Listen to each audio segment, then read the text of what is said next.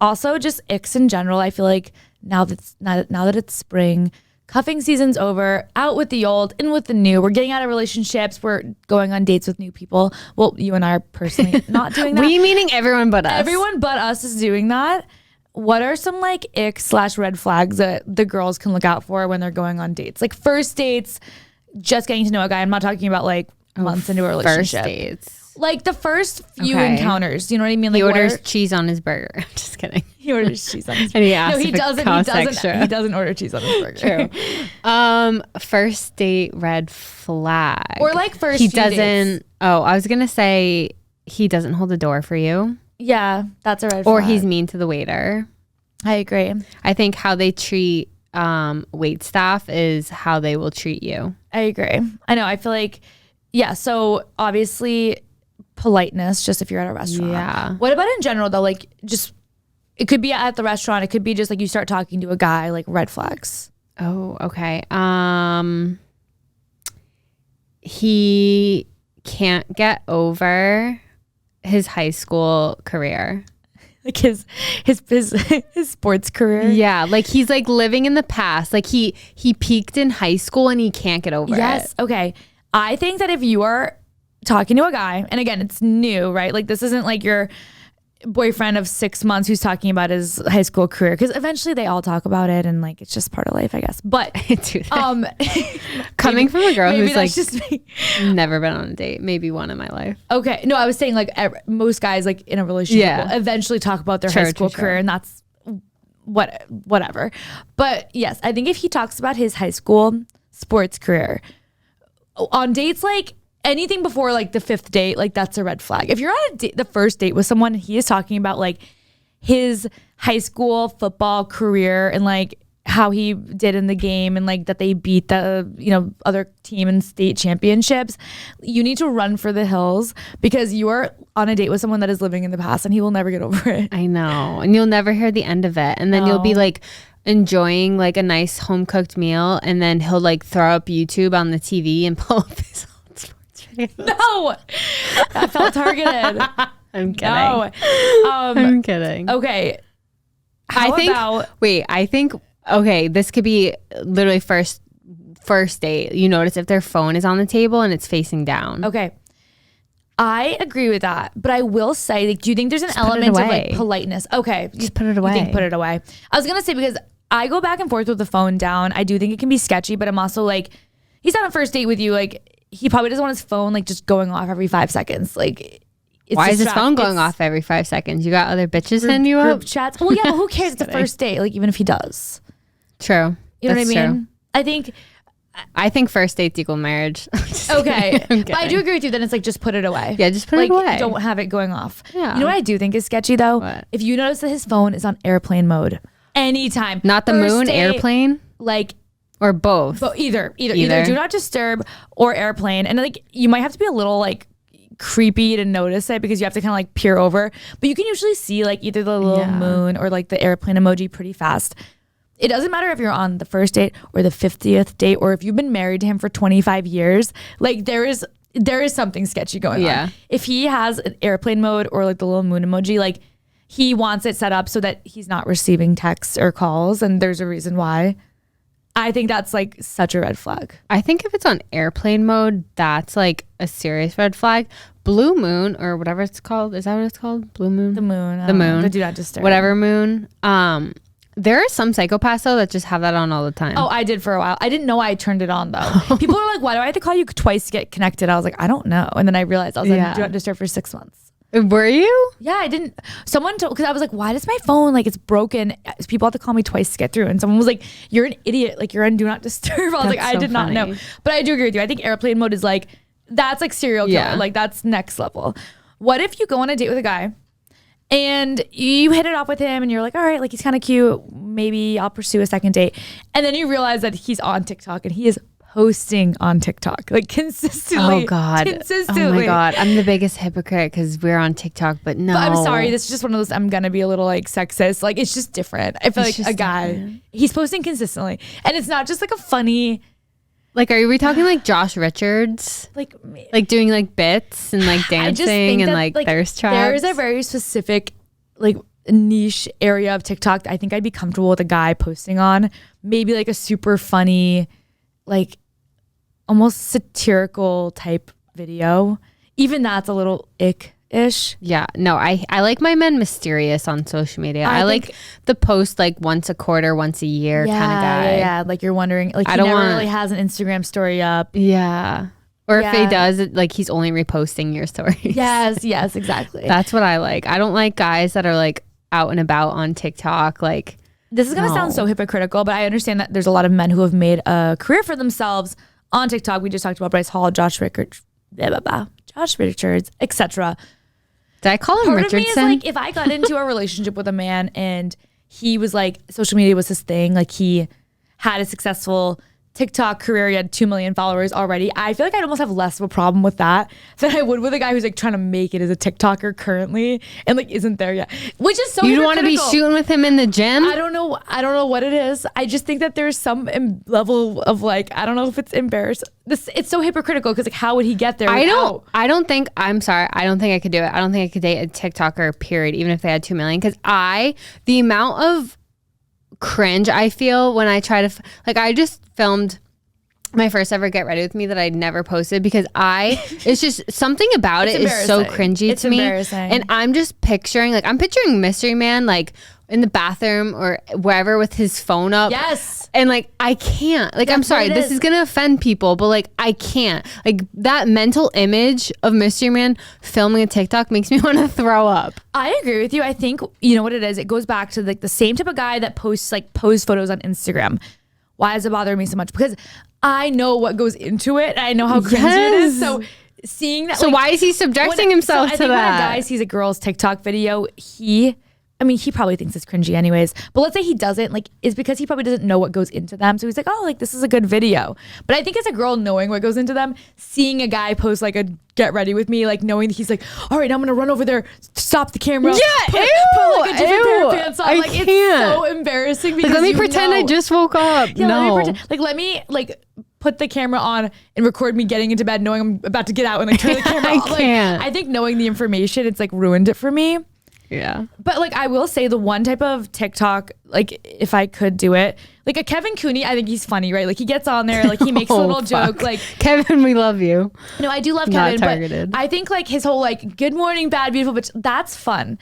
I see men on TikTok who are doing like day in my life. Like I see or like the gym guys. I can't welcome to a day.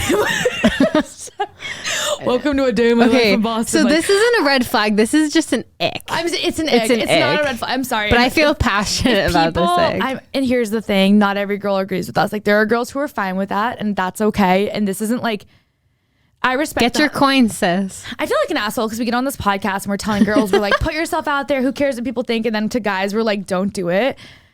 If you want to do it as a guy, do it, right? Like there's a part of me that's but I just won't date you. Yeah, like, but do it. Like I will say I respect people who put themselves out there. I will say that. Nothing is worse than someone who's like, it takes a lot. It takes a lot of commenting on people's videos and like being an asshole and like, you know, trolling people, but they never show their face online. So anyone that's like willing to put themselves out there on social media, I do respect.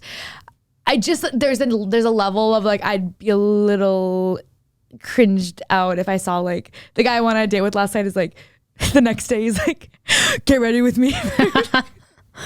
Okay, what's another one? Okay, are we like still first date era or like later on? You're talking to someone, just like icks. It could be like social media icks, like physically on the date. It could be like a month or two in. Like, I think if he just like not like long, we're not talking long-term relationships. I guess. If he doesn't compliment you at all, whether it's in person or like over social media, like he can't toss you like a heart eyes emoji on your story, like nothing, but you see him like all up in someone else's pictures or comments or whatever. Yeah. Like where's I need my ego boosted, and if you can't do that for me, it won't work. Yeah, that's a great point. Because I don't have very high confidence. I need you to boost it. I need that. And that's a me problem, but that's just something like I personally would not be okay with. Yeah, I'm very passionate that if a man doesn't compliment you in like the first few months, like he's never going to. Yeah. I feel like some people just have it and some people don't. So yeah, I feel like it can go to love languages too. Like some people, it's just not like words of affirmation. Some people need it and some people don't. But I think, if he's not complimenting you at all in the beginning, like he's probably never going to. And if you're okay with that, like he could be a great guy, then that's fine. But I do think that I think all of us need a little love. Like if I'm gonna put a bunch of effort into getting ready, like I just want to be told. You better notice. I don't need to be told I look beautiful or gorgeous. I need to be told you look nice. Like that's fine. I'll move on. I'll be happy. Okay. He gets shit-faced on dates 1 through 3. Is that a red flag or an ick?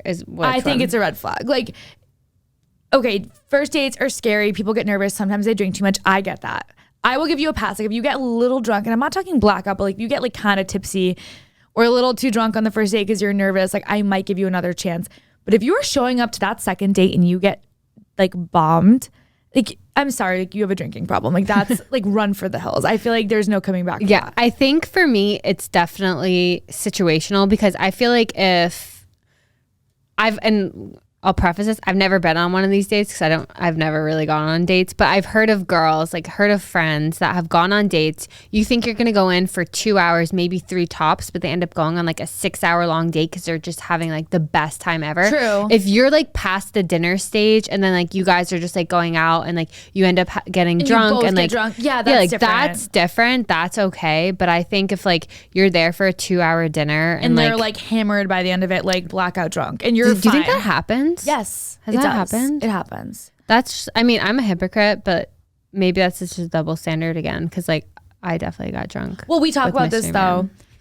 Women, it's another thing. I think women, we talked about this I think a year ago. Like there's some like weird double standard where I feel like a girl can kind of like low-key get hammered on a date and a guy won't think she's like unattractive after, but if a guy does it, it might be a little unattractive like on a first date. True. I don't know what it is, but you were nervous. You didn't do it on the second. I think if like he's showing up to the first 3 dates and every single time he's blackout and like you said, it's like a 2-hour date and somehow he's managing to be shit-faced, I think that's a red flag. I think you're not ready to date if that's what's happening. Yeah.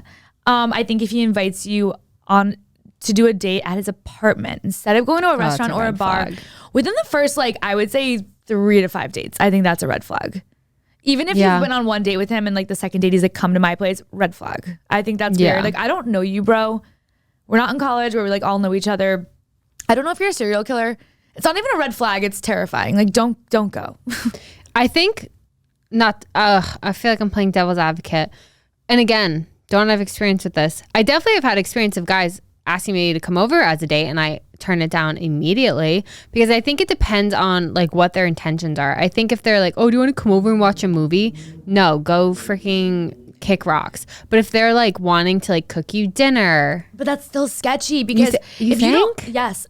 Think about how many horror stories we've seen in the news where it's like, oh, girl goes to a guy's like house and gets murdered. Okay, what if it was like a mutual friend? Okay, that's different. Is that different? If you know the person. Like safety aside, like if you know that like this person isn't a serial killer, like I get like some people are like, oh no, like he just wants to sleep with you, like that's like his intention. But like I think there are times where it's like he wants to cook you dinner. Yeah, I do and like low key that there is an element of like it could be sweet for him to cook you dinner. Like maybe Brad has a 6 Southie rooftop on his apartment and he wants to cook you dinner and take you up to the rooftop, watch the sunset and drink some rosé. Here's the thing. Sounds great. It sounds great. But like does Brad doesn't even know if he likes me yet, right? So it's like, why does he want to invite me over and cook me dinner? He's lazy. No, because he wants to get in your pants. Like I'm maybe. Sorry.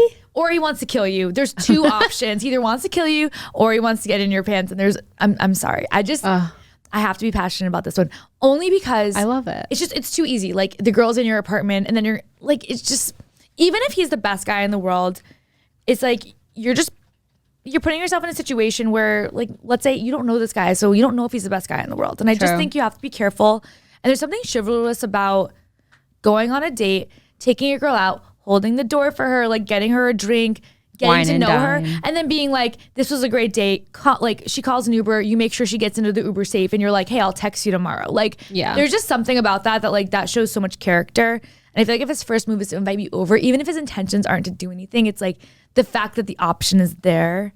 Okay, maybe I'm naive. I don't You're know. right. No, I don't know. Thinking about my future daughter, if she ever accepted that as a date, I'd be like, you dumb bitch, no. Dumb bitch, no. But the thing is like in college, that would be super normal. Like a guy being like, hey, like let's hang out because no one has any money and there's like, you're not gonna like go out to a restaurant. because you're in college. So I think like when you graduate, like it's so easy to like, I know I fell into that like before where you're kind of like, wait, is this normal to just like, if someone invites you over, like, is that normal? But I don't think I've ever gone on a first date to someone's apartment. Yeah. Just red flag. Don't do it. For sure. Okay. The last one I have, if he spends the whole date either talking about himself and like doesn't ask you any questions, or if he brings up his ex like one too many times. I feel like those are both just like, no.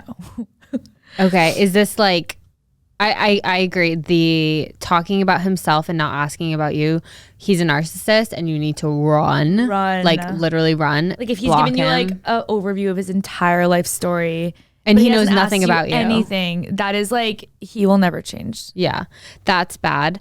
The ex thing is such a slippery slope. I feel like you should not bring up your ex until you are, I mean, I'm not even going to put a number on it, but like you should be several dates in and like actually starting to determine like, could I see a future with this person? Yeah. Because the first few dates, from what I hear, like you're just getting to know each other. True. Like why do you need to know their in-depth dating history? Yes. Like, and I get some people could argue like, no, like I don't want to waste time. Like I want to get to the nitty gritty details in like dates 2 or 3. Like I don't want to waste time. Like I don't want to wait until date 7 and find out this guy has severe whatever issues. Dater. Right. And then I just wasted 2 months dating this guy. True. I think that's a really good point. It's a happy medium. It's tough, but I think like how often are they bringing up their ex? Because that signals they're not over their ex or they're not over the trauma that their ex caused. I completely agree.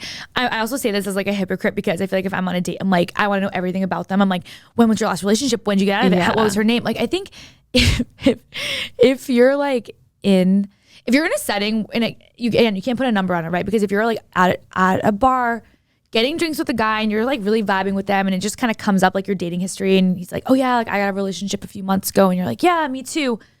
I think that's fine. Like there's nothing wrong with that. It's like if he brings up his ex more than once or if he like makes it a point to be like talking about her, talking shit about her and he's like, my ex-girlfriend was such a bitch and like blah blah blah, she sucked, like I just had nothing in common with her. And then it's like again he's like, yeah, and then she just like, she really like this or that. And he's like, just talking to me so much shit. It's like, he's not over her. And that's like fairly obvious at that point.